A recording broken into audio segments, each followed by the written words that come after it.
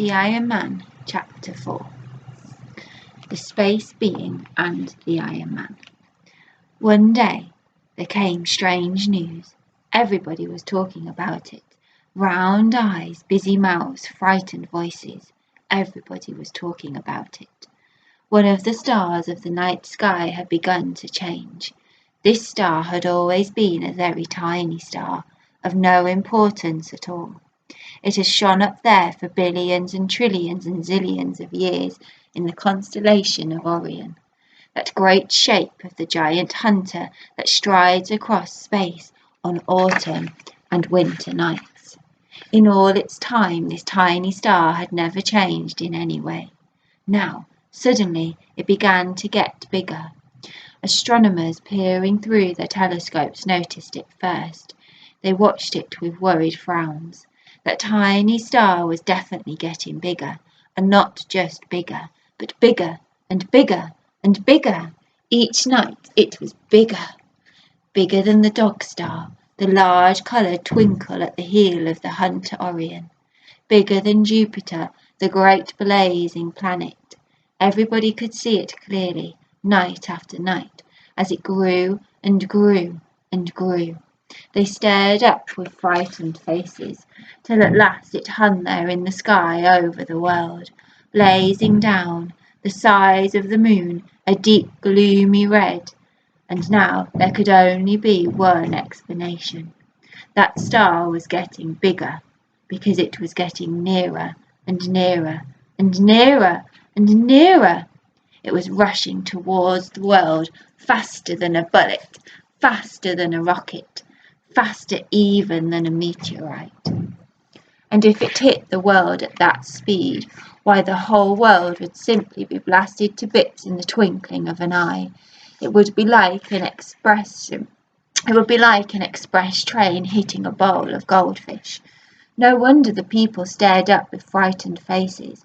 No wonder the astronomers watched it through their telescopes with worried frowns. But all of a sudden, a strange thing. The star seemed to have stopped.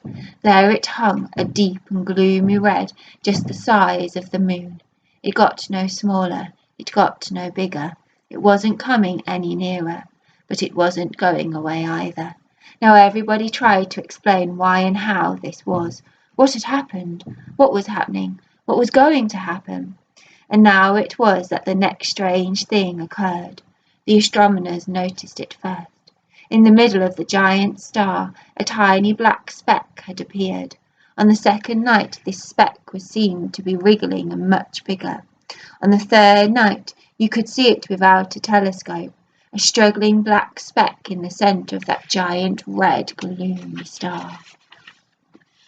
On the fifth night, the astronomers saw that it seemed to be either a bat or a black angel or a flying lizard, a dreadful silhouette flying out of the centre of that giant star, straight towards the earth. What was coming out of the giant star? Each night, when the astronomers returned to their telescopes to peer up, this black flying horror was bigger, with slow gigantic wind beats, with long slow writhings of its body, was coming down through space, outlined black against its red star. Within a few more nights, its shape had completely blotted out the red star. The nameless, immense bat angel was flying down at the earth like a great black swan. It was definitely coming straight at the earth. It took several days to cover the distance. Then, for one awful night, its wings seemed to be filling most of the sky. The moon peered fearfully from low on the skyline, and all the people of Earth stayed up, gazing in fear at the huge black movement of wings that filled the night. Next morning it landed on Australia. Vroom! The shock of its landing rolled round the earth like an earthquake, spilling teacups in London, jolting pictures off walls in California, cracking statues off their pedestals in Russia. The thing had actually landed, and it was a terrific dragon. Terribly black, terribly scaly, terribly knobbly, terribly horned, terribly hairy, terribly clawed, terribly fanged, with vast, indescribably terrible eyes, each one as big as Switzerland. There it sat, covering the whole of Australia, its tail trailing away over Tasmania into the sea, its foreclaws on the headlands of the Gulf of Carpentaria. Luckily the mountains and hills propped its belly up clear of the valleys, and the Australians could still move about in the pitch darkness under this new sky, this low queer covering of scales. They crowded towards the light that came in along its sides. Of course, whoever had been on a mountain top when the dragon landed had been squashed flat. Nothing could be done about them. And there the horror sat, glaring out over the countries of the world. What had it come for? What was going to happen to the world now this monstrosity had arrived? Everybody waited. The newspapers spoke about nothing else. Aircraft flew near this space Bat Angel dragon, taking photographs. It lay over Australia, higher than any mountains, higher than the Hindu Kush in Asia, and its head alone was the size of Italy. For a whole day, while the people of the earth trembled and wept and prayed to God to save them, the Bat Angel dragon lay resting, its chin sunk in the Indian Ocean, the sea coming not quite up to its bottom lip. But the next morning, early, its giant voice came rumbling round the world. The space Bat Angel dragon was speaking. It wanted to be fed, and what it wanted to eat was living things. People, animals, forests, it didn't care which, so long as the food was alive. But it had better be fed quickly, otherwise it would roll out its tongue longer than the Trans-Siberian Railway and lick huge swashes of life off the surface of the earth. Cities, forests, farmlands, whatever there was, it would leave the world looking like a charred pebble, unless it were fed and fed quickly. His voice shook and rumbled around the earth for a whole hour as it delivered its message. Finally it ended and lay waiting. The peoples of the world got together. If they fed it, how could they ever satisfy it?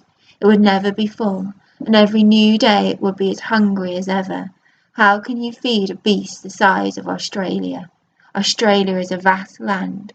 All the countries of Europe will fit easily into Australia. The monster's stomach alone must be the size of Germany. No, they would not feed it. The people of the world decided they would not feed this space Bat Angel dragon, or whatever it was. They would fight it. They would declare war on it, and all get together to blast it off the face of the earth. And so it was that all the peoples of earth declared war on the monster, and sent out their armed forces in a grand combined operation. What a terrific attack! Rockets, projectiles of all sorts, missiles and bombs, shells and flamethrowers, everything was tried. The smoke of the explosions drifted out over the Pacific like a black crawling continent. The noise of the battle shook the world almost as much as the landing of the dragon had done, and for much longer. Then the noise died down and the smoke cleared, and the peoples of the world cried in dismay. The dragon was actually smiling. Smiling! Aircraft flying daringly near photographed the vast face smiling, and the picture was in all the papers. It was smiling as if it had been well tickled. Now the peoples of the world were worried. They were all great fighters, all spent their spare money on preparing for wars, always making bigger and better weapons, and now they had all tried their utmost to blast this thing off the earth. And what was the result? The dragon merely smiled, and not a scratch could be seen anywhere on its body. Human weapons had no effect on it, but that wasn't surprising. This creature had come from the depths of space, out of the heart of a star. Nobody knew what it was made of. Perhaps it could not be destroyed by any means whatsoever. And now the space Bat Angel dragon spoke again, gave the peoples of the world 1 week in which to prepare its first meal. They could prepare what they liked, said the dragon, but if the meal was not ready in a week, then he would start on the cities and the towns. The peoples of the earth, the kings, the presidents and ministers, the farmers and the factory workers and the office workers began to lament. Now what would happen to them? They would like to say the monster didn't exist, but how could they? There it was, covering Australia, staring out over all the countries of the world. Now the little boy Hogarth heard all about this. Everybody in the world was talking about it, worrying about it. He was sure the Iron Man could do something. Compared to the Space Bat Angel Dragon, the Iron Man wasn't very big, of course. The Iron Man was only the size of a tall tree. Nevertheless, Hogarth had faith in the Iron Man. He visited the Iron Man in his scrap yard and talked to him about this great monster that was threatening the earth. "Please," he asked, "please, can't you think of some way of getting rid of it? If you can't, then it's the end of us all." The Iron Man chewed thoughtfully at his favourite titbit, a juicy, spicy old gas stove. He shook his head slowly. "Please think of something," cried Hogarth. "If the Space Bat Angel Dragon licks all life off the earth, that'll be the end of your scrap iron. There'll be no people left to make it." The Iron Man became still. He seemed to be thinking. Suddenly his headlamps blazed red, green, blue and white all at once. Then he stood up. In a great grinding voice he gave his commands. Hogarth danced for joy.